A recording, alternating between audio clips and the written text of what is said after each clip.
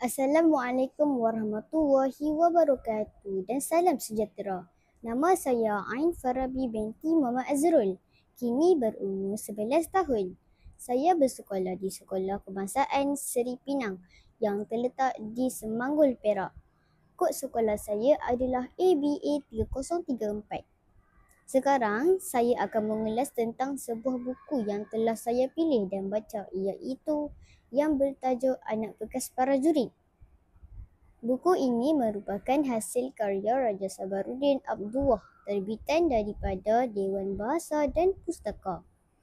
Beliau merupakan seorang penulis novel kanak-kanak yang terkenal. Beliau juga menulis cerpen, sajak dan drama radio. Buku yang bertajuk Anak Bekas Prajurit ini merupakan hasil karya Raja Sabaruddin Abdullah yang syarat dengan nilai mulia, semangat juang dan pengajaran hidup yang sangat bermakna.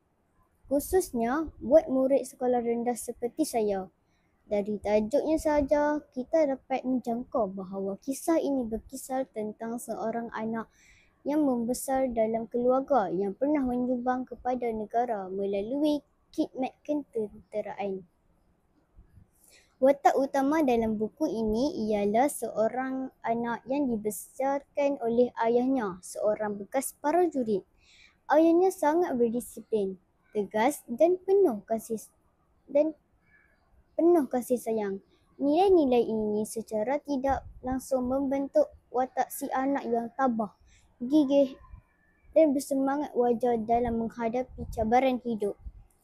Penulis buku ini telah berjaya menggambarkan betapa pentingnya peranan ibu bapa dalam mendidik anak-anak, terutamanya dengan menanamkan nilai patriotisme sejak kecil.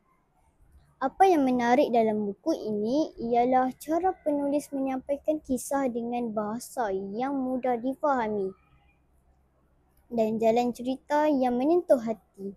Kita dapat melihat bagaimana si anak mencontohi sikap ayahnya yang cekal dan berjiwa besar.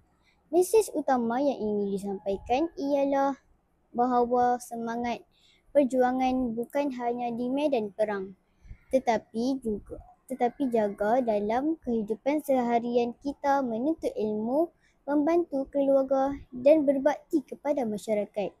Saya sangat mencadangkan buku ini kepada semua rakan sebaya saya. Ia bukan hanya memberi inspirasi, malah membakar semangat kita untuk menjadi insan yang berguna kepada negara. Sekian, terima kasih.